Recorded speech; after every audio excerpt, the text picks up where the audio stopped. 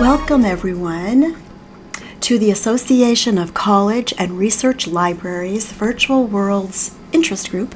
Today we're meeting here in Wolf Territories to see this beautiful simulation, Brian Aviator. I think these are a great example of the future use of the metaverse for education, for libraries, for museums. Plus, Brian has built them in more than one place. Not just in one virtual world, but across virtual worlds, which I believe is a great example of archival. Brian says, behind me is a poster that he put together, thank you AI, with details of the museums that are here in the Wolf Territories grid. The Museum of Computing History with interactive exhibits and experiences that are immersive.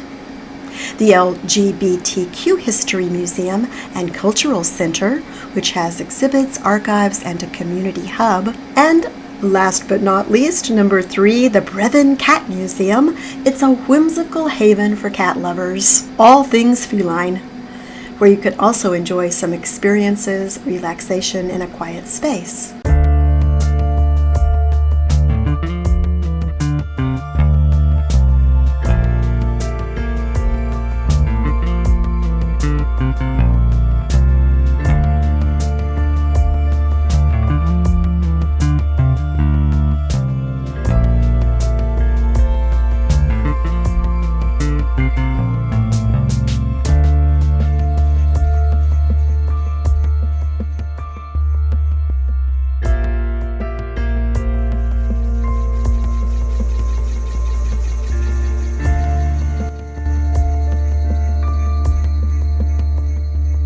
This is the largest museum here in Wolf Territories of the 3, and it is the Museum of Computing History.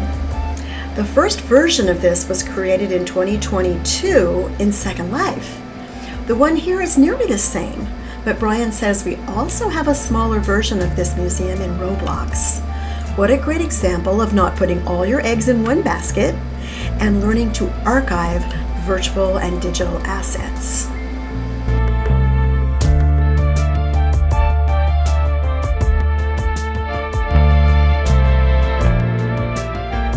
And there's Charles Babbage himself, 1791 to 1871. Here's the directory of the museum. The lower level is early pre-PC computing, personal computers, influential people. The middle level is AI, quantum computing, hacking and hackers, data centers, and telecommunications. And the upper level, programming languages, personal devices, interactive fiction, and virtual worlds.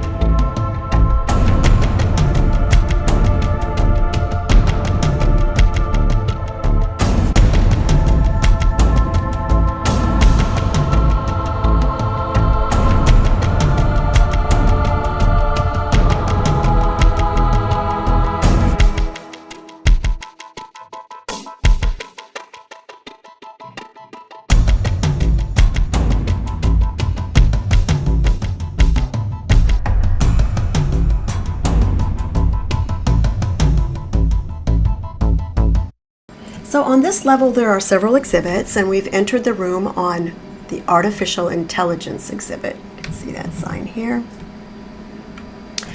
And you can see there are influential people in AI.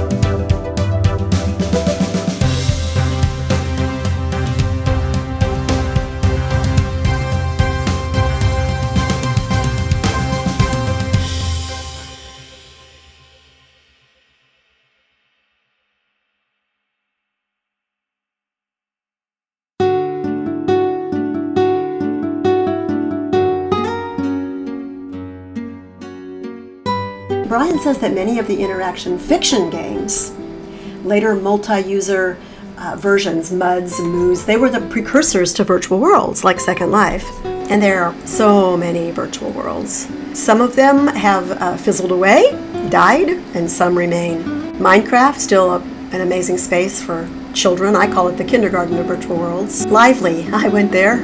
It really wasn't very lively. I don't think it lasted long. I've been to many of these virtual worlds. You can see the open simulator worlds. We're in one today. You get the feel here that you're actually walking in a space with many other people.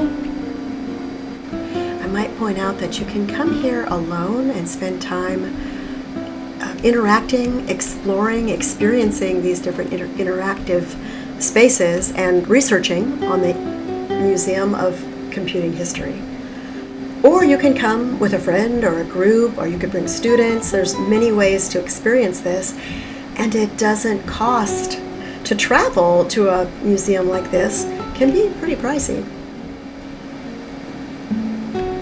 Not to say that it isn't wonderful to travel with people to amazing museums and spaces in the physical world. That too is metamodernism and oscillating between the virtual, digital, and the physical.